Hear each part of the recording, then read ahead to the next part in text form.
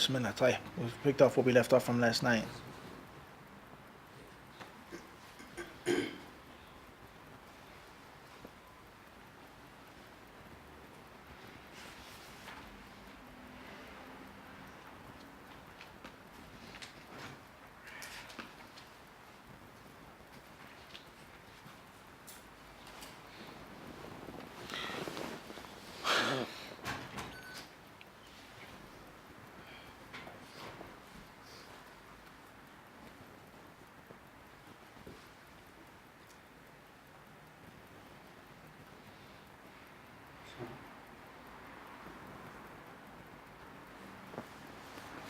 طيب. Bismillah.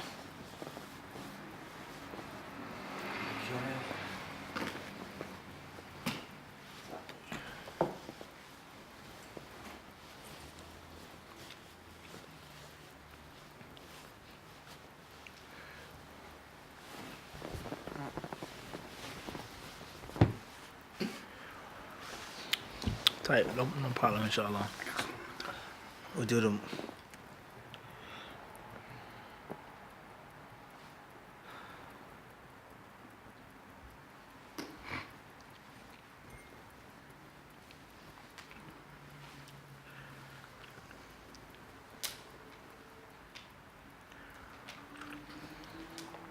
This is a question from online from the other night. I emailed the question in. Brother Jahid Hussein from Virginia, USA. Assalamu alaikum.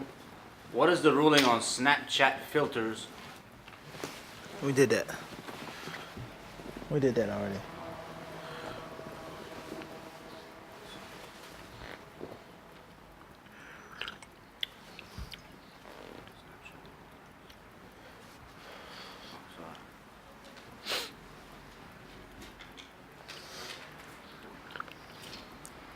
Question from a sister from the United States. City Intel, inshallah.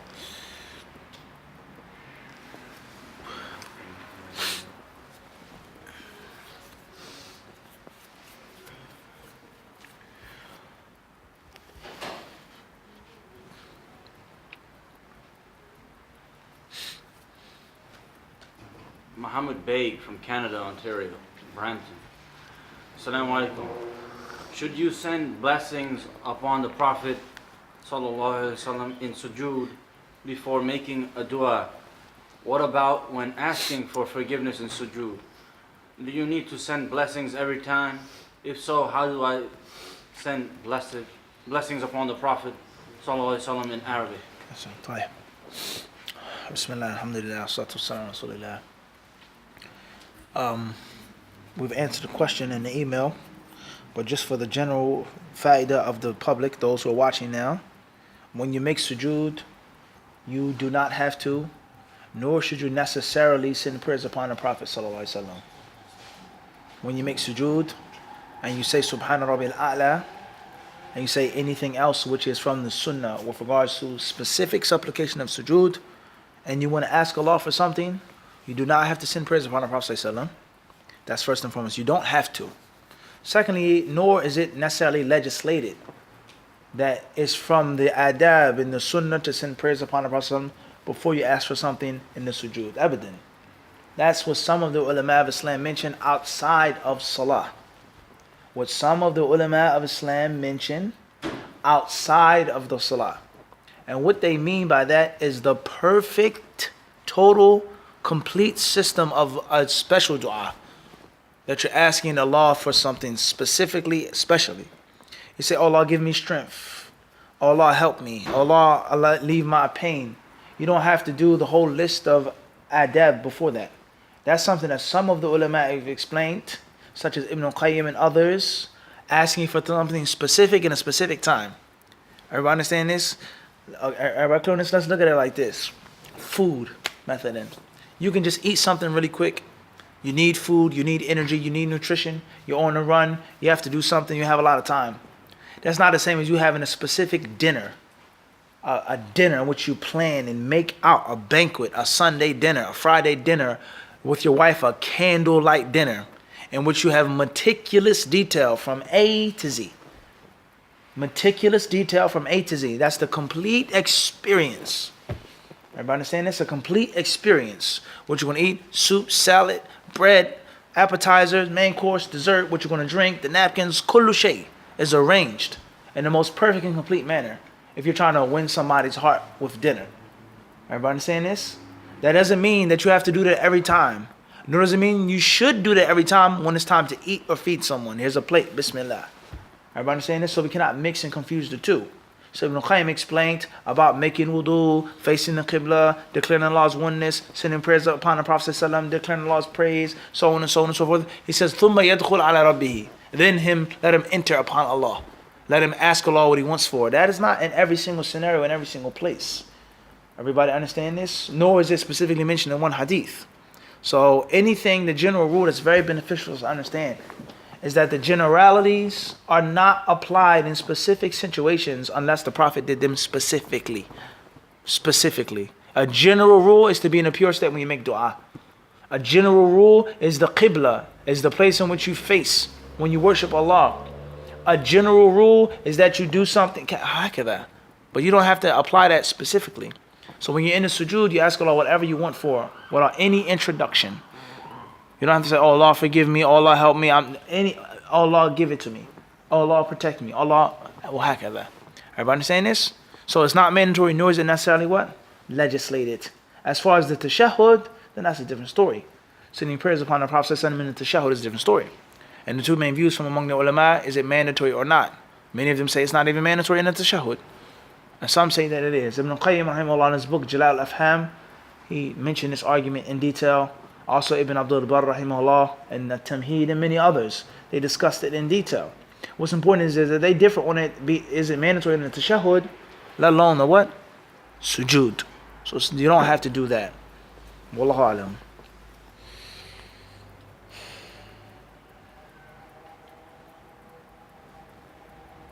This is ZU from Birmingham, UK. Assalamu alaikum, Sheikh. Where can we purchase Mufti book number 1, volume 1? How should one behave around a stepsister who has reached the age of puberty? That she does not know that she isn't my sister, as my father married her mother while she was a baby. As far as the Mufti Q&A book, hopefully with the amount of copies that are left, we'll figure out a way to make them available for some of the brothers and sisters very soon. Inshallah. Bidnillahi ta'ala. Bidnillah. Whether it's the actual book or purchasing it electronically. Inshallah. And it's long overdue. As far as the second question, if you have a stepsister and it says that his father married a woman or a mother? Her father married her mother. His father married a mother. So if that's your stepmother's daughter, who said that she's not a mahram? Who said that you can marry her? Who says that can you marry your stepsister in Islam? That's the first question. The second question is, even if you can marry her or if you can't marry her, mahram or not, there's clearly a relationship. Alright? She is the daughter of the mother who's married to your father. Everybody understand this? So it's a general rule, as we said before. General rule. Alright? Just because someone is your mahram doesn't mean you can do whatever you want in front of them. Just because someone is not your mahram doesn't mean they have to be totally cut off and blocked off as a total alien stranger. It does not mean that. Your own blood sister, she shouldn't wear tight and fitting clothes in front of you. There is an etiquette in how she sits and how she talks. You shouldn't be sleeping with her in the same bed. Everybody understand this? It shouldn't be a thing in which she's just totally open and loose and unladylike in front of you. Unladylike Islamically in front of you. And that's your blood sister, without any doubt who's your mahram. Without any khilaf, no difference of opinion, no scenario. She is a mahram, mutlaqan. Everybody understand this? So just because someone is a mahram doesn't mean that you can what? Do whatever you want in front of them. And the same rule applies as well on the opposite side of the fence. Just because someone is not a mahram, it does not mean that you have to block them out and you don't speak to them. You can't. No, that does not mean that. So if there's your stepsister, so obviously the questioner is saying or thinking that she's not a mahram. Okay, whatever the case may be. Just because she isn't doesn't mean that you have to just totally ignore her. Assalamu alaikum, how are you doing? If she came in the kitchen and brought you some tea and some coffee, she's married. I mean, her mother's married to your father. It doesn't have to be like, I can't talk to you, get away from me. No, that's wrong. That's a khata that many people make. Rather, it could be your cousin that you can legally marry. Your cousin is not a mahram. It doesn't mean that you can't speak to your cousin. It doesn't mean that you can't sit. You're sitting here. It doesn't necessitate these things. Everybody understand this? So we have to be mindful. We have to be what? You have to be mindful. And at the same time, we have to be mindful of not allowing the shaitan to creep up on us. Excessive mixing, the impermissible type of mixing. Oftentimes, many people, they mix the sunnah with culture. If the culture is in agreement with the sunnah, then alhamdulillah, it's a good culture. But oftentimes, people, they get a cultural practice and they turn that into the sunnah. In this country, this is a hypothetical example, the women are totally 101% separated from the men all of the time. There's never any contact, there's no mixing, there's no meeting, 100%. That does not mean that that's the sunnah to Nabi sallallahu alaihi wasallam. It doesn't mean that. Even if it's a country of Muslims, a country of knowledgeable people, it does not mean that. And at the same time, it doesn't mean that everybody can just sit and talk and shake hands and drink tea and, be all happy, freely flirting and mixing. There's a balance. There's a what? There's a balance. Wallahu alam.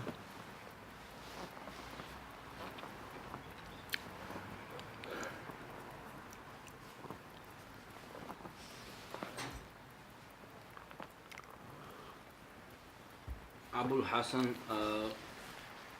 Leicester, UK. Assalamu alaikum. Should a serious student of knowledge play sports? And did you personally play while studying in Medina? Question: should a serious student of knowledge play sports? And did you play sports while you were in Medina? Let's answer the second part of the question first. When I was in Medina, I didn't play sports. I didn't play sports when I was in Medina. Should just a serious student of knowledge play sports? If you can limit it, if you play sports for physical, health, to have some breath, to have some strength, or maybe one may play sports to give his mind and his body a break from the rigorous pain of studying and to recreate enemy. All right, we did a video on recreation. The word recreation means to recreate energy, to recreate focus. Labas. If you play sports with the intention and the purpose of strengthening the brotherhood, the brothers get together, they play volleyball, they play basketball, as good Islamic brotherhood, labas, khair inshallah. But too much sports, and which becomes a hobby, and the thing you have to do every day and every week, every couple of days, and the brothers start laughing, and the brothers start arguing and fighting, and the egos come out, and then you start playing around with people, and they lose respect for you. He's just like us. And they don't look at you with the necessary respect and things like this, and it takes you away from your studies, then that's a problem. All right? But even worse than sports, in my humble opinion, what's worse than sports today, in the world today, especially overseas, is the concept of the gym. The gym, working out. All right? It's not haram to be in shape. It's not haram to have muscles. It's not haram to be on a treadmill, to have stamina. There's nothing wrong with that. Doing cardio, that's not haram. Rather, it could be mandatory. And it could be recommended in the instances in which we mentioned. But the sheer concept of the gym and how it becomes an addiction and how it sucks you in and grabs you and pulls you. And I've seen many brothers, friends and colleagues go to the gym every single day, dedicated to the gym, but they won't study every day. Or they'll go to the gym for hours and it's like a rush, a high. The dopamine is released in my head when I go to the gym, he says. And when I don't go to the gym, I feel sad. I feel bored. I don't want to study. I don't want to pick up a book. And then they go to the gym just for hours, and 3 hours and 4 hours. Then they start drinking this and mixing this in this plastic thing. And I can't eat that. No, the tuna fish. No, don't give me that. Give me the wheat bread. And they start going crazy. And the focus and concentration on the books, on the ilm, on the hifd, and the sitting in classes, it gradually decreases. And you see it day by day, week by week, they get further and further from the viciousness of studying in the books. And gym. And then become laxed. And then becomes a competition thing. Then becomes steroid and this muscle milk and I have to get this muscles. And then you see some brothers, they'll, mashallah, blow up. And then when they don't take the stuff for a couple of days, a week, they shrivel down. And not only do their muscles go away, but their spirit goes away. He's totally depressed and down and out and blue. It's like, what's wrong? I haven't been to the gym in 3 months. I haven't been to the gym in 6 months, so I don't even feel like studying or practicing. This is a reality that I've seen with my own 2 eyes. So I think that the gym is worse in sports. You having a boxing bag in your house, you having some weights, some push-ups, some pull-ups, that's fine. So jump rope, you like to run, alhamdulillah. There's nothing wrong with strength and stamina and fitness, that's fine. But as long as it doesn't suck you in. And the gym is not just fitness. The gym is also a culture. It's also a mindset. It's a cultural hub as well. Now, we're talking about the gym, which is just men. We're not letting them get into the gym talking about, America, Planet Fitness, and women and men and homosexuals and lesbians, people sweating, wearing tight clothes, jumping and jogging, and that's a whole nother realm of danger in itself right there. But most importantly is the concept of excessive working out and excessive sports and what it does to your ego. Have you ever seen someone that's a serious fitness person and is humble and down to earth, Osama? Have you ever seen a brother that body builds as a humble, simple guy? Have you ever seen somebody with muscles, big muscles that come from steroids, that wears loose clothes? What about you in the hand? 9 out of 10 in the shirt has to be what? No doubt. No doubt about that. And the ego comes along with that. In sports as well. People start becoming arrogant and full of themselves and conceited. So this is something that I would say to be aware of. And don't think that the shaitan is not going to use this. Everybody understand this? And if you read the history and the foundation of sports, you read the history of working out and Olympians and gladiators, you're going to be shocked the results that you find. And it's direct connection to homosexuality. It's direct connection to this concept. You'll be shocked. Look where it came from. Now, this type of sportsmanship or working out, but if the concept of being a strong man, of being in shape, being fit, that's different. That's continental. That's world. That's known a warrior. I see him someone who's being strong, someone who can take care of his family, protect his family. But I'm talking about the organized concept of Olympics, the organized concept of working out gyms. That comes from a specific part of the world, and that comes with a specific philosophy and aqidah as well.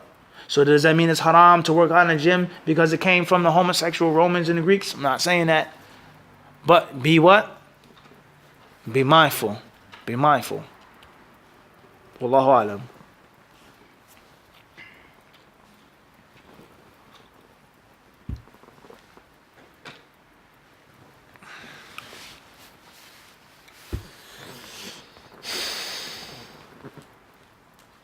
Initials SJ. Assalamu alaikum from Maryland, USA. Is going to a mixed school okay? What if my parents want me to and I don't have a choice? Why don't you have a choice? Tell your parents that you don't want to go. Even if it's haram or if it isn't haram. Say, I want to study something else.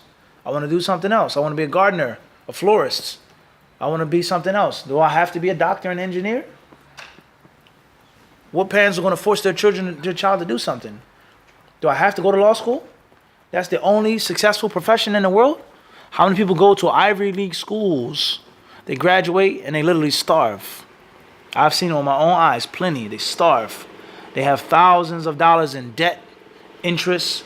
It's hard to find a job and the list goes on. Wallahu alam.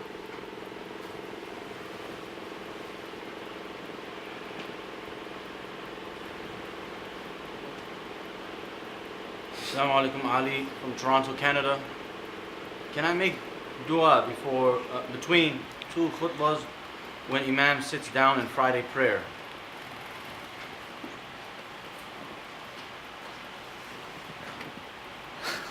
Alhamdulillah, Salih, huh?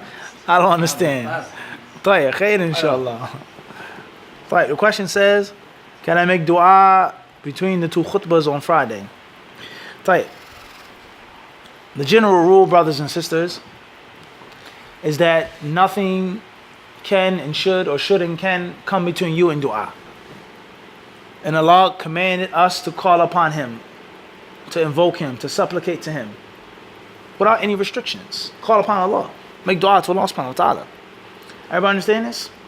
The problem is that when someone makes a specific time or place, or a specific dua, a specific fashion, and they stick to it, and they do it every single time in the same place, the same manner, the same way, the same fashion. The problem is when this specific practice is accompanied by a weak hadith, a fabricated hadith, or baseless practice. Everybody understand this? That is now problematic. That's what? That's now problematic. But if you just want to make a dua after the salah, the imam sits down, you ask Allah for something, no that's.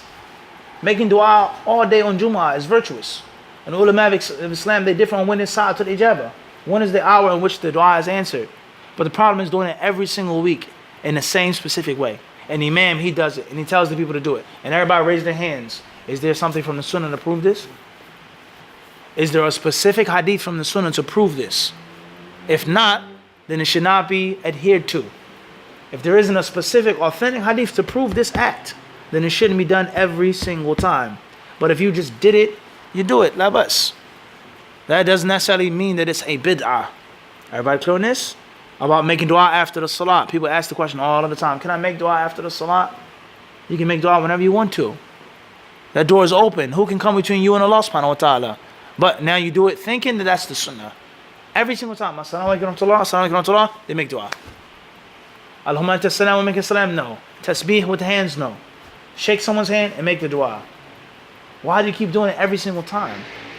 Everybody understand this? That's the secret behind the whole problem. Taking something general and applying it specifically as we just what? Mentioned. Wallahu alam. And the only reason why I'm going on and saying this is because there are people that all go to the extreme. They go to the extreme and they say it's a bid'ah. You can't make dua after the salah. That's bid'ah. You can't shake your brother's hand after the salah. That's bid'ah. That's not a bid'ah. The Prophet ﷺ, he encouraged us to shake our brother's hands when we meet them. And he told us that the sins fall off like leaves off of a tree. But the problem is when you do what, Osama? Every single time. And that act now becomes the sunnah. And the people think and they see it that that's the proper way of doing it. And there's a specific and special reward. But if I saw you, Osama, and I didn't see you, assalamu alaikum, kif halik, I shook your hand after salah, that's what? That's tayyib. There's nothing wrong with that. Everybody understand this? So you can't go to the other side of extremism and everything becomes bid'ah. Everybody clear on this? The best guidance is the guidance of Muhammad ﷺ. Did he make a specific dua between the two khutbahs or not? If he did, then do it. And if he didn't do it, then what? Leave it off. But if you want to do it from time to time, the general rule of making dua is what? Clearly established. Everybody understand this? And you can apply 100 other issues, what? To this one principle. Wallahu alam. Can you please tell the people to ask the question in the format? Inshallah, if the brothers and sisters could please make the put forth the questions in the actual format with the name, the town, the city, the state, inshallah, or the country, bidnillahi ta'ala. Jazakumullah khairan.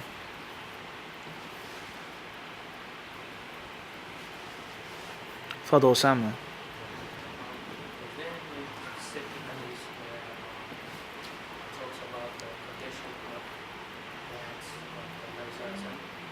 Say that again. The condition of what? As to where they are. There are narrations in which the Prophet ﷺ told the companion that they're in the fire. Don't cry. Don't be sad. Everybody understand this? They didn't die upon Islam. The ulama of Islam, they have a very long discussion with regards to this issue. And I would say the reasons behind the discussion are one of the following. Number one, people who don't believe that those narrations are authentic. Number two, people who have a problem with the concept. They have a problem with the concept and their cups are full. Ulama, they're full cups. How can the Prophet's parents be in hell? That's unbefitting. That's not right. It's too harsh to accept. So on and so forth. Obviously, that's unscientific. Secondly is, who did more for the Prophet ﷺ? His parents or Abu Talib? Without question. There's no second guessing. They did much more for him, for Islam, and for the Muslims. Yet still the Prophet said that he would be where? Fi dahdahin min an-nar. He says he will have sandals that will burn like coals. Cause his brains to boil. وَالْعِيَاذُ بِاللَّهِ يَغْلِي مِنْهُمَا دِمَاغُهُ أو كما قال عليه الصلاة والسلام أعوذ بالله. It says, you didn't help out your uncle? فَإِنُّ كَانَ يَحْمِيكَ وَيَحُوتُكَ أَوْ وَيَغْضَبُ لَكَ. They say he used to protect you, he used to get angry for your sake. And you can't help him out. And then the Prophet, he told the companions, hadith in Sahihain, as we all know, he says, perhaps my shafa, my intercession will help him. And he'll be placed in that part of the fire, and he will have that punishment. So that's Abu Talib, who fought for the Prophet, who suffered with the Prophet, who went against his own people, his own clansmen, his own tribesmen. But he didn't believe. He didn't die. He didn't die upon Islam. And he's going to be punished in the fire of hell. So if Abu Talib is in hell, and he did so much for the Prophet, either you're going to accept that or reject that. Accept it or reject it. So if you accept it, then what's the problem with the hadith to say that his parents are in the fire? And if you reject it, then you might as well reject everything then. Reject faddal. This is da'if in the Sahih. This really doesn't mean that. Faddal. What's the point of you having a religion? If it's all based off of your taste and what you think and what you feel and your emotional state. So that's very dangerous. Wallahu alam. Faddal. We know that Allah He doesn't punish a people without sending a messenger or warning. So would that imply that the parents of the Prophet, they knew the truth in terms of you should worship Allah alone? Right. Question says that we know that Allah Azza wa Jal does not punish the people unless He sends to them a messenger, or at least a warner. So if the Prophet and his parents will be in the fire of hell, does that mean that they knew the truth and they died without accepting that truth? We say that. The ulama of Islam say that anyone who died in a time period in which the truth was supposedly unknown, unclear, and there was no messenger, whether they're called Ahlul Fatra or Ahlul Fatra, the people in which there's no time, or there was an interval, there was a break, a pause between the messengers and the prophets coming. They say that these people on the Day of Judgment, they will be tested. Allah will resurrect them and He will test them. And He will ask them that which He wills to ask them. And if they answer accordingly, they will go to paradise. And if they answer incorrectly, they will be destined to the fire of hell. So were the Prophet and his parents like this? Were they from those people who are known as Ahlul Fatra? Were they from the pagan Arabs that came or that lived between the Prophet ﷺ and the previous prophets and messengers? One may say, yes, they were. And if you do affirm that, you're going to say, then how can they be in the fire of hell? What does that mean, they're in the fire of hell? That the Prophet was told by Allah Azza wa Jal, Allah revealed to him that they are going to the fire, regardless, whether they knew, whether they didn't know, whether they're going to be resurrected and answer incorrectly. One way or another, he was told that they will be what? In the fire. So it really doesn't make a difference if it's authentically proven that the Prophet said that.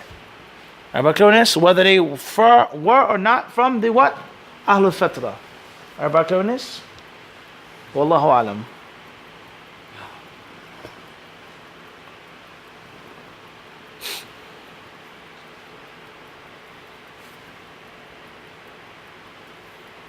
This was SJ from Maryland, USA. Is it permissible to tell people it's my birthday, as I know it's not permissible to celebrate, but asking people to make dua for me, inshallah? Say that again? Is it permissible to tell people it's my birthday, as I know it's not permissible to celebrate, but just asking people to make dua for me, inshallah? Tayyib. Khair, inshallah. Me personally, I don't think there's anything wrong with that. You tell somebody it's my birthday today. It doesn't mean that you're celebrating it. Especially somebody that's close to you. You might say it to your friend joking around. Or, hey, you know it's my birthday today. Or I'm getting old. Or how do I look? Do I look old? Or necessarily say that's haram. And it doesn't necessarily necessitate or state that it's what? Celebration. Doesn't necessarily mean that, huh? And yani, for a person to, I'll say this openly, wallahu alam, totally neglect the significance of the day in which he was born, and he lives another day past that date, this doesn't seem sensible to me. That you have no recollection, nothing of that day. That day is just totally like any other day in your life. I don't think that that's realistic. I don't think that's what? Realistic. So one may say, well, if you recognize the day, doesn't mean I have to tell somebody else. It doesn't mean that. That's why I mentioned someone who's what? Close to you. You have a Skype, and they send you the picture of the cake and of the confetti, the stuff for the party. Say it's Fulan's birthday today. Interesting fact. Oh, you're getting old, Akhi, subhanAllah. It's your birthday today. Doesn't mean you have to go out and party and celebrate and have a cake and candles and then invite a clown over to make balloons. Everybody understand this? This is a reality. This is a reality. So it doesn't mean that you have to celebrate your birthday if you say it's my birthday today. With the condition that the person that you tell is someone that's in your inner circle and someone that doesn't celebrate birthdays and not going to say or do something that's inappropriate. Everybody understand this? You may tell somebody it's your birthday. It may be a reminder for you. I'm getting older. Allah gave me another year to live to make Tawbah. This is reality. Wallahu alam. Initials NY from Manchester, UK. What should one do in order to attain ikhlas as deeds are in accordance with their intentions? Say it one more time, please. What should one do in order to attain ikhlas as deeds are in accordance with their intentions? What to do to obtain ikhlas? 3 things, inshallah ta'ala. Number 1 is the whole purpose of the ibadah. Allah commanded you, Ya ayyuhalladhina amanu idha qumtum ila salat. When you intend to pray, Allah says, then do something. So the reason why I'm making wudu and the reason why I'm standing in the salah is because who? Allah commanded me. So that's the first step. That doesn't need no announcement. It doesn't need no major mental state for you to realize that Allah commanded me to pray. Everybody clear on this? Number 2, once you commence the ibadah, you start making the wudu, alright, and you start making the salah, you recheck your intentions. I'm only straightening my back. I'm going to put my hands on my chest. I only did this, raise my hands. I'm only reciting because Allah told me to follow His messenger. And the messenger informed me to pray in this perfect manner. Everybody understand this? Last but not least, when you finish your ibadah, you say the supplications. And from those supplications is astaghfirullah, astaghfirullah, astaghfirullah. You ask Allah's forgiveness for your shortcomings. Allahumma anta salam wa minka salam tabarakta ya dhan jalali wal ikram. That's praising Allah, lauding Allah. That's hard to mix with what? With showing off. You saying these things, that's difficult. It's like water and oil. And then what do you read? What do you say? Wala yanfa'u. That no one who has power and status can do anything when you decrease something of Allah. You say these words. That's a means of checking your ikhlas as well. And asking Allah to protect you for your shortcomings. And to remind yourself, I didn't pray for nobody that's sitting in front of me. I only did this for Allah subhanahu wa ta'ala. And if I did, or if I had any shortcomings, may Allah forgive me. It's just that simple. So oftentimes people, they get caught up with the concept of riyah. And they place so much focus on it that they end up falling into it. They place so much focus on it that shaitan is playing tricks on them and playing with their mind. Riyah. Oh, riyah. I don't want to do this. It's riyah. I don't want to lead the salah. It's riyah. I don't want to go do this. Riyah. I don't want the people. It's riyah. They become paranoid. And it's not that difficult. It's not that difficult. Bidnai ta'ala. And if everybody's excuse was riyah, then no one would do anything. There would be no Q&A session if it was based off of what? Why are you answering these questions? It's riyah. Why do you gotta have pins in your pocket? That's what? It's riyah. Showing off. You're showing off. Okay, you're right. No mufti Q&A. I'm going to retire. There's no khutbahs, no classes. Khalas. Because it's all what? Where would the dunya be if we all took this position? So we have to be mindful of this. I know that the shaitan is playing many tricks, many mind games. And from those mind games is to get you to think like this. That's my advice. Wallahu alam.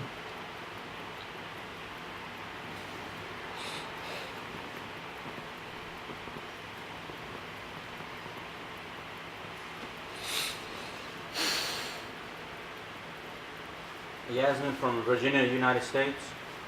What is the best encouragement or motivation to defeat the side effects of evil eye? Previous answer.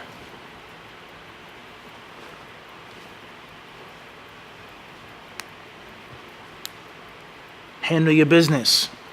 You make your dua, you make your adhkar, you read the Quran, You eat your ajwa dates, your zamzam water. You ask Allah for protection, and after that is what? Handle your business. Bismillah. The iron can fall on you. It may not fall on you. Lan yusibana, nothing will happen to us unless what? Illa ma. Except for that which what? Allah? For us. And then what does Allah say? Wa alallahi. And then Allah let the believers what? Place their trust. Nothing is going to happen to us unless Allah decrees it for us. Put your trust in Allah. Move forward. Handle your business. Don't worry about it. Inshallah ta'ala. And you become overly paranoid over the ayn, overly afraid and scared of the ayn. In most cases, it could do what? Affect you. Because the focus and the strength that you place on looking who's putting the ayn on you, that means another part of your defense is now what? Weakened. Everybody understand this? And Allah clearly tells us about the jinn, is that how men, they used to fear the jinn, they used to seek the protection of the jinn, and it made them what? فَزَادُوهُمْ رَهَقًا. It made them even more afraid, and it made the jinn even more arrogant and more tyrannical. These guys are afraid of us. We can manipulate them, we can play with them, they're terrified from us. Everybody understand this? So the ulama of Islam, they say from the things that support hasad and support the ayn is you worrying about hasad and ayn. You always mentioning, always bringing it up, always being afraid and paranoid and scared. I don't want to do it because of hasad. I don't want to do it because of ayn. I don't want to go out because of ayn. I don't want to stand in front of people because of ayn. They say that's when it works, when you care about it. You have to take a position against the shayateen of men and of jinn. I don't care. You can't hurt me unless Allah wills. No matter how much you want to hurt me, you can't do it unless my Lord decrees it. And the same applies to hasad, to someone who is a hater. The more you feed the hater, the more attention you give him, the more that you show them how they can hurt you. The thinner your skin is, the deeper their hasad will have an effect on you. All I got to do is just say something about him and he'll reply and he'll respond. All I have to do is make a bad remark, a derogatory remark, and we'll get him out of his comfort zone. And he starts talking crazy and recklessly and getting angry and cursing and swearing. That's all we have to do is say something about him. But you have to tell the person, verbally or physically, you don't matter to me. I don't care about you. Allah is the Lord of the great throne. He's who protects me. Nobody else. That's it. Tariq ibn Bilal, Flint, Michigan. May Allah preserve you, beloved Ustad. I have came across several brothers who use a fatwa stating that if the adhan from the masjid isn't heard, then it is not obligatory to observe the prayer in the masjid. Is this the correct understanding? With regards to the adhan being heard, then there's one or two scenarios. The first scenario is the mu'adhin makes the adhan outside and it can be heard, but you live in a distance in which it's beyond where his voice will reach. And the second scenario is which he doesn't make the adhan, or he doesn't make the adhan outside, or there's noise and there's static, what they call it, white noise or whatever it's called. But if there was no static, if there were no cars and trains, then you could normally hear the adhan within, let's say, a 3-block radius, a 4-block radius, maybe even more than that. So whether you hear it or not, if you live within that radius of the masjid, you are now required to go to the masjid. According to those ulama who hold the view that Salat al-Jama'ah is mandatory. Those ulama who hold the view that the Jama'ah is mandatory, not all of the ulama hold that view. We consider that view to be the strongest view, based off of the clear sunnah. However, those ulama who say that you don't have to go to the masjid to pray, you don't have to pray in congregation, or you have to pray in congregation wherever you are, not in the masjid, that's one thing. But based off of the view that it is wajib, that is fard, upon those who have the ability to go, either based off of you hearing it naturally, or the radius of you hearing it what? Naturally. So you make an estimation. A brother who has a strong voice, a deep voice, a good muadhin, if it was a blackout in New York City right now, everything went silent, would you hear the adhan on Liberty Avenue? Khalid. You think somebody would hear the adhan from here? If everything was silent and the brother was on the top, the roof, Allahu Akbar, Allahu Akbar, loud, perhaps. So those who live on Liberty Avenue, and there isn't a blackout, there's cars, there's trains, the air train, everything is noisy.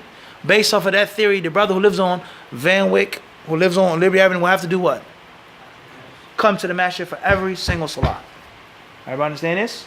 Everybody clear on this or not? But beyond Liberty, let's say for example what? Atlantic, Jamaica Avenue, he wouldn't have to what?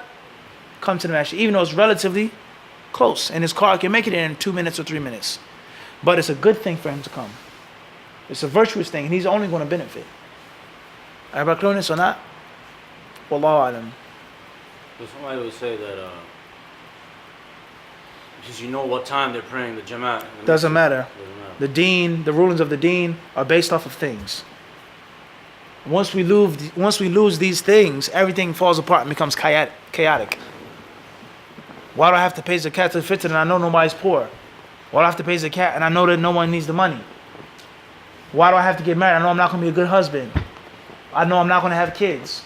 And why and this and that and katha. This whole thing will crack and crumble if you start using your mind like this. Rather, the Prophet ﷺ, he told the blind man, Hal tasma' nida. He says, do you hear the call to the prayer? He said, yes. The Prophet ﷺ said, Fa'ajib. He says, come to the salah. The hadith is Sahih Muslim. The blind man came. He says, Ya Rasulullah, innahu laysa li qaidun yanquduni ila al-masjid. He says, I don't have a guide to lead me to the masjid. I don't have no one to walk me to the masjid. Everybody understand this or not? The Prophet ﷺ, he told him what? Pray in your home, la bas. When the man turned away, the hadith says, the Prophet called him, come back. He asked him, can you hear? Are you deaf? Do you hear the adhan? He says, I can hear it. He says, come to the masjid. So this hadith proves that the ruling is based off of what? The nida, hearing the nida. And the hearing of the nida, the call is going to be of how many types? It's going to be technical or actual. Actual hearing it is what? Hearing it. Without the speaker, without the microphone. You may hear the microphone for 10 blocks away. 20 blocks away. Everybody understand this? And the same applies to the what? The prayer schedule. You may have the prayer schedule in your house and you live 30 minutes away. This is what time the iqamah is made. Doesn't mean you have to drive for 30 minutes to get there. Does not mean that. Does not what? Necessitate that. And the second way of you hearing the adhan is technically hearing it. If there was no noise, if there was these fans making noise right now, and this iPad on is what? It's some type of static, some type of noise. Like in the time of the Nabi Sallallahu Alaihi Wasallam, everything was natural and organic. So you could hear a man's voice. So you base the destination, the measurement off of what? Off of that. 3 blocks, 4 blocks, 5 blocks, that. And it does not mean just because you know the time to pray and you have a car, you have the ability to go, that you have to go. We do not make things mandatory based off of these things. And if you begin to do that, everything becomes what? Chaotic. You have to do this, you have to do that, you have to go here, you can't this and that. No, the deen is not based off of that. Deen is not based off of that. Nahyan. Riyadh. So there's a widespread of clothing companies that are named after their name brand owners who are kuffar. So a Muslim who has brought towards the kuffar might feel uncomfortable wearing names of kuffar on their clothing when they pray. So is it permissible that if they wear name brand clothing has names of kuffar on them? Wearing name brand clothes does not necessarily mean that you don't have bara' and hatred and disassociation from the kuffar. La yalzamu min hadha. It doesn't mean that. I may wear pants or shoes because they're quality. Good shoes. They look nice. They're handsome. They last. They're not going to fall apart.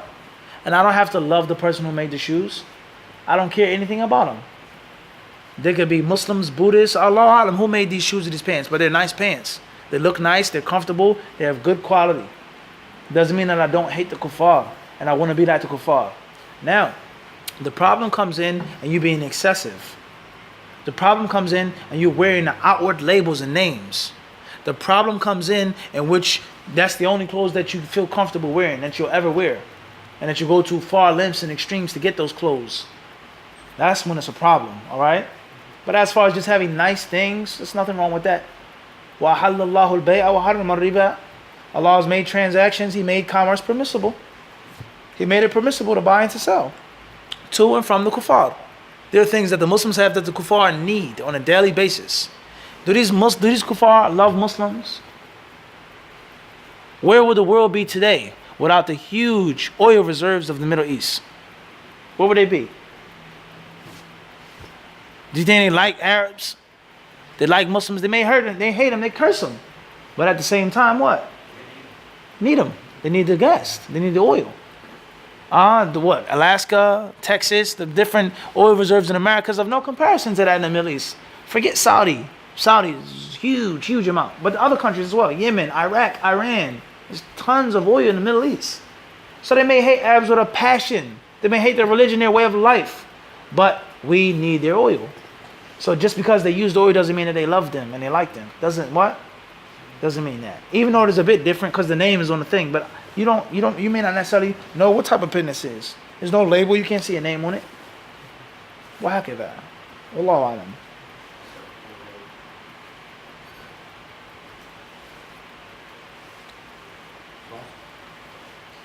سبحانك اللهم وبحمدك أشهد أن لا إله إلا أنت أستغفرك وأتوب إليك. جزاكم الله خيرا.